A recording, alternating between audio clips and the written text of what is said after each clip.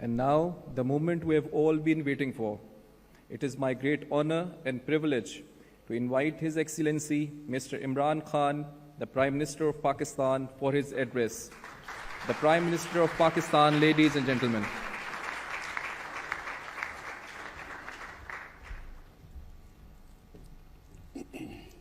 Bismillah ar-Rahman ar-Rahim. Honorable Prime Minister, Ministers,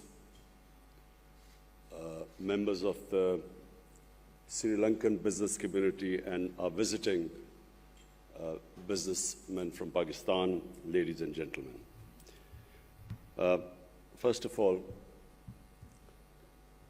I want to thank the Prime Minister for one of the most enjoyable evenings I had in a long time last night.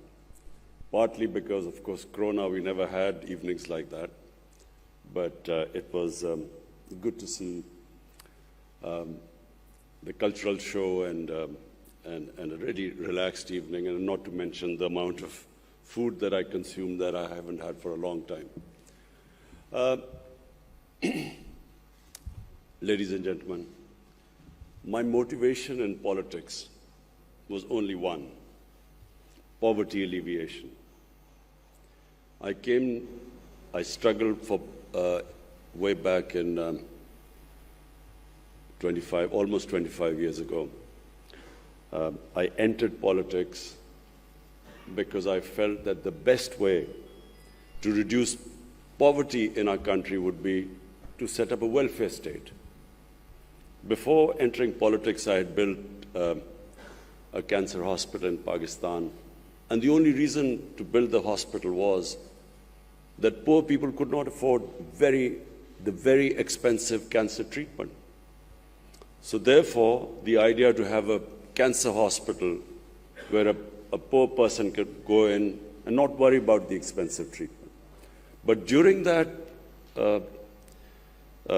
time when I was building the hospital, I began to realize that in a country of right now 220 million people, the only way you can help the majority of the poor people is if you build a welfare state. And so that was the motivation. And today, I must say, I had a very good conversation with the President because I realized that he also was motivated by poverty alleviation. And so the current problem in Pakistan which we face is food inflation. And so we were discussing how to bring down the prices of food items.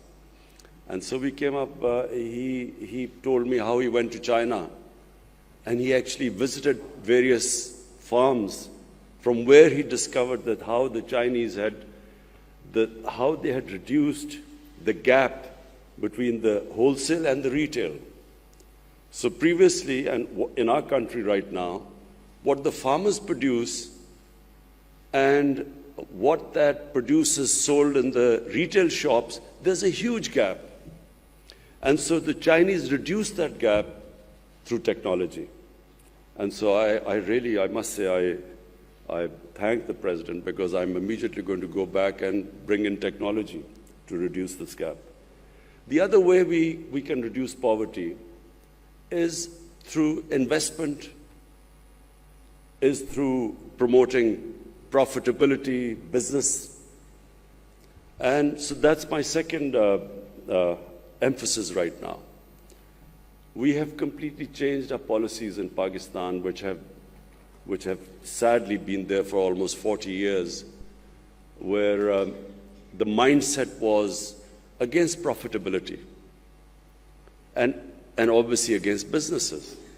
The whole government structure, the bureaucratic structure evolved such that it was an impediment in the way of investment and the business community. So this whole mindset we have been trying to change in the last 2 years and removing all the impediments, which translates into the expression ease of doing business. And we have really improved 28 spots. We've come down.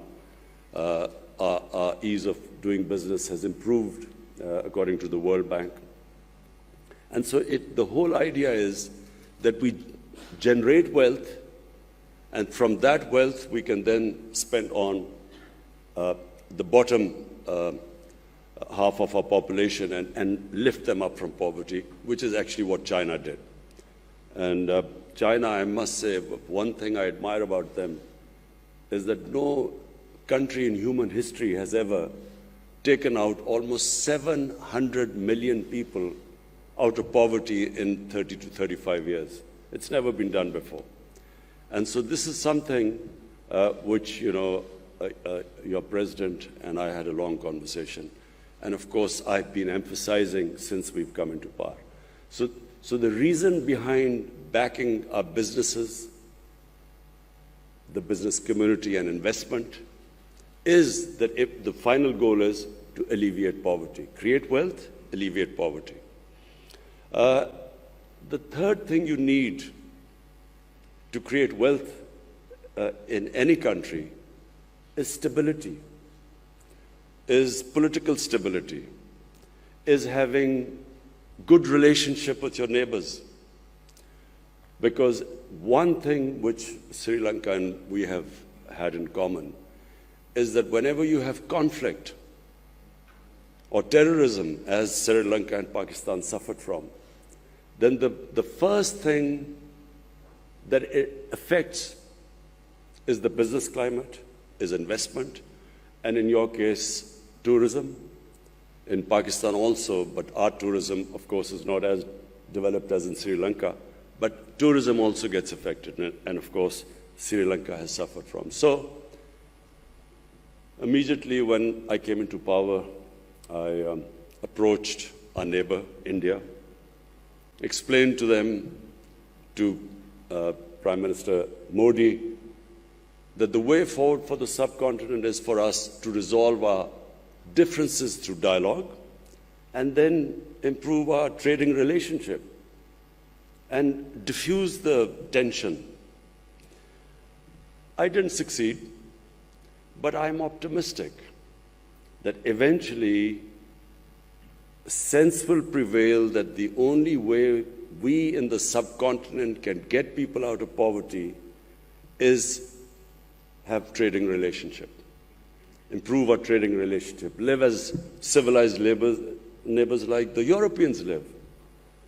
Germany and France have, God knows how many wars they've fought and how many millions have been killed fighting each other. But today, it's unthinkable for them to have a conflict because they're so interlinked together because of business. They're so interlinked, the trading ties are so strong, and especially after the European Union, that it's unthinkable that these countries could ever have another war. So similarly, my dream for the subcontinent is that we resolve our difference, and our difference is only one. It's the Kashmir issue. All we want is it to be resolved according to the United Nations Security Council resolution. And this can only be resolved through dialogue. What we've seen in the world in the last 20, 30 years, that when you have conflict between nations, it only breeds more conflicts. A nation goes into war to supposedly to solve one problem, they create 5 other problems after that. You have a war and the US goes into Iraq to finish off supposedly Al-Qaeda, but then you have ISIS in return. So conflicts are no way of solving problems. And I again give the example of China because President Xi specifically spoke to me. He said he also has problems with their neighbors. But all these problems are subservient to trade. Everything is subservient to investment and well-being and business. And so the same thing should apply in the subcontinent. We need to resolve our differences through dialogue, not through conflict. Because eventually, when you do not trade, when these huge, the subcontinent with almost 1.3 billion people, imagine the potential it has It is one of the biggest markets. And the only thing, in my opinion, keeping it where it is right now, unfortunately, is that our inability to resolve our political differences through dialogue. I also feel that, and I want to believe that Pakistan can play its part in reducing the rising tensions between the United States and China. Some 50 years back, it was Pakistan which opened up China for the United States. It was Pakistan who organized the meeting between Henry Kissinger and the Chinese. So we hope that we can again play our part. We'd much rather be a country which, rather than becomes part of rivalries between countries, we actually become a country that brings other nations and humanity together. But we have a relationship that has huge potential for both the countries. From Pakistan point of view, I think the most we can learn from Sri Lanka is in tourism, because you have a much more advanced tourism industry compared to us. Pakistan has enormous potential in tourism, but it's completely, that potential so far is being discovered by local tourism, but not by foreign tourists. Local tourism in Pakistan has exploded.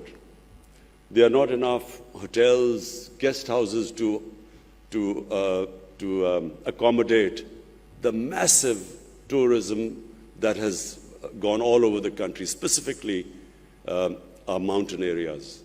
For those of you who don't know, Pakistan has probably one of the most unique mountain sceneries in the world. Some of the highest peaks out of the 10, 12 peaks, almost half are in Pakistan, and along with the second highest mountain in the world. But it's a virgin territory. And why tourism has exploded in Pakistan? Because of the mobile phone. People go with the mobile phone, take pictures, put it on the Facebook, and that's how tourism has exploded locally. But I have been to a resort in Sri Lanka, and the way Sri Lankan tourism is on a different level to us.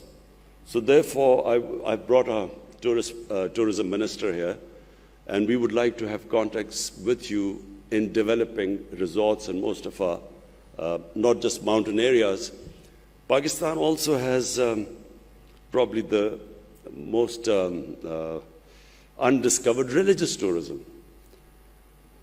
For people in Sri Lanka, what is of great interest is the Gandhara civilization, the Gandhara Buddhist civilization. North of Islamabad was the center of the Buddhist civilization. And we have discovered various new sites for Buddhist tourists to visit Pakistan. We had a group of South Korean monks coming in who now have shown great interest in a trail where we would make it for the Buddhist community to actually make a trail for them all over where they can visit various shrines. We just recently discovered a 40-feet sleeping Buddha in Pakistan, which is quite unique. So apart from mountain tourism and religious tourism, we have a coastline, which is where we can, of course, again learn from Sri Lanka, because you have quite advanced beach tourism. Finally, I would like to ask the business community in Sri Lanka to participate in our CPEC project. CPEC is an initiative of the BRI, the Chinese Belt and Road Initiative. And it opens the opportunity, as our Commerce Minister just mentioned earlier, that it opens the opportunity of Sri Lankan businesses right up to Central Asia. It gives you an opportunity of connecting from Gwadar, which is the port, right up to Uzbekistan and the Central Asian states. And this is the connectivity which Pakistan offers along with, in CPEC, we have these special economic zones, which give incentives to businesses to set up industry there.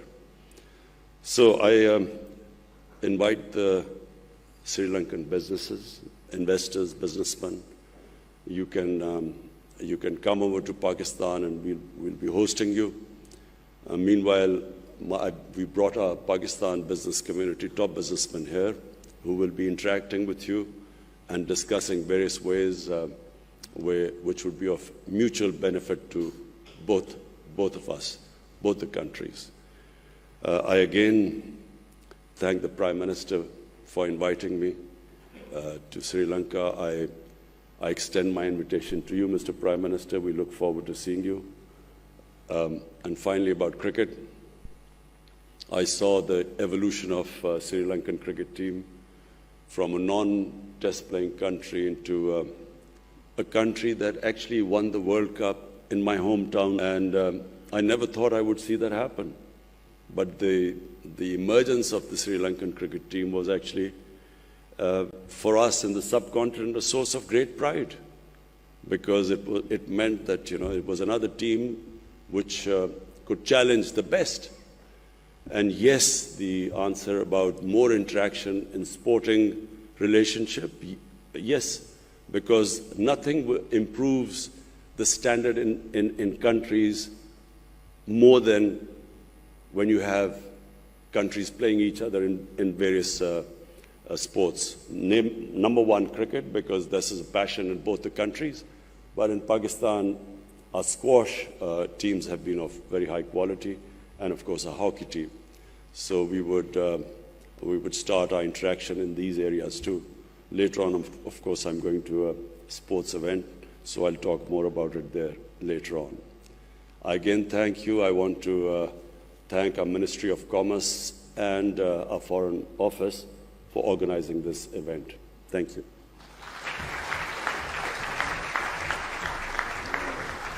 Thank you very much, Excellency.